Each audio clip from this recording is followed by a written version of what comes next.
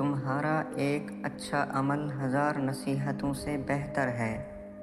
اچھے بیٹے بنو، انصاف پسند بھائی، مہربان شوہر اور اچھے باپ۔ غصہ بے وقوفی سے شروع ہوتا ہے اور پچھتاوے پر ختم ہوتا ہے۔ خاموش رہو یا پھر ایسے الفاظ کو کہو جو خاموشی سے زیادہ قیمتی ہوں۔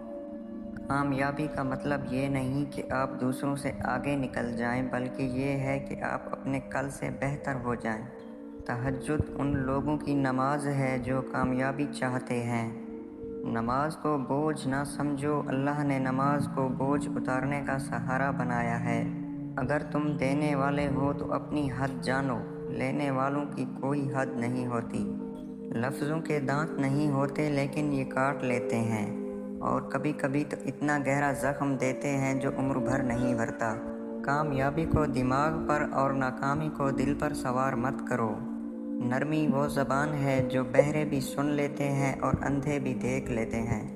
جب لفظوں سے کسی کو فرق نہ پڑے تو وہاں خاموشی اختیار کر لینا ہی سب سے بڑی عزت نفس ہے۔ کتوں کے بھونکنے سے شیر خوف زدہ نہیں ہوتے۔ دوسروں کو جاننا عقل مندی ہے، خود کو جاننا اصل دانائی ہے۔ بولنا سیکھنے میں انسان کو 2 سال لگتے ہیں، لیکن کہاں کیا بولنا ہے یہ سیکھنے میں پوری زندگی لگ جاتی ہے۔ جب غصہ آئے تو انجام کے بارے میں سوچو۔ دوسروں پر قابو پانا طاقت ہے، خود پر قابو پانا اصل قوت ہے۔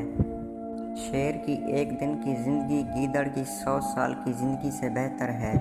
سب سے بڑی غلطی یہ ہے کہ ہر وقت غلطی کرنے کے ڈر میں جینا۔ چہرہ کتنا ہی خوبصورت کیوں نہ ہو، اگر الفاظ میں زہر ہو تو وہ آہستہ آہستہ اپنی کشش کھو دیتا ہے، کیونکہ روح کی بدصورتی چھپائے نہیں چھپتی۔ اس آدمی پر اعتماد نہ کرو جس کے پاس کھونے کو کچھ نہ ہو۔ لیڈر مثال سے قیادت کرتا ہے، زور سے نہیں۔ اس دوست پر کبھی بھروسہ نہ کرو جو تمہاری خامیوں پر خاموش رہے۔ کچھ لوگ موسم کی طرح نہیں بلکہ فصل کی طرح ہوتے ہیں، جیسے ہی مطلب نکلتا ہے کٹ جاتے ہیں۔ ہاتھ ملانے والے بہت ملیں گے مگر ہاتھ تھامنے والا کوئی ایک ہوگا۔ اپنے دشمن کو اپنی نیکی سے جلاؤ، نہ کہ اپنے غصے اور گالی سے۔ لوگ آپ کے پاس روشنی دیکھ کر نہیں آتے بلکہ اپنی اندھیری زندگی میں اجالا کرنے آتے ہیں۔ پریشانی حالات سے نہیں خیالات سے پیدا ہوتی ہے، اگر خیال بدل جائیں تو حالات خود بخود بدل جاتے ہیں۔ دعا وہاں سے راستہ بناتی ہے جہاں سے عقل کے مطابق کوئی راستہ موجود ہی نہیں ہوتا۔ وقت کی بربادی سب سے بڑی وجہ اس کام کا آغاز ہے جسے آپ پورا نہ کر سکیں۔ کوشش کرو کہ کامیاب انسان نہ بنو بلکہ باوقار انسان بنو۔ معلومات نہیں حکمت ڈھونڈیے۔ معلومات ماضی کا علم ہے اور حکمت مستقبل کا۔ جب یقین کی ڈور اللہ پر چھوڑ دی جاتی ہے تو پھر اللہ اپنے بندے کو رسوا نہیں کرتا۔ دولت کی اصل خرابی یہ ہے کہ وہ آدمی کے پاس ہمیشہ نہیں رہتی، اور اگر رہ جائے تو آدمی نہیں رہتا۔ غرور کا قد کتنا ہی اونچا کیوں نہ ہو جائے، اسے سر جھکا کر ہی قبر میں جانا پڑتا ہے۔ اپنا موڈ بہتر کرنے کا بہترین طریقہ کسی اور کا موڈ بہتر کرنا ہے۔ تمہاری زندگی کوئی اور نہیں سنوارے گا، یہ تمہاری ذمہ داری ہے۔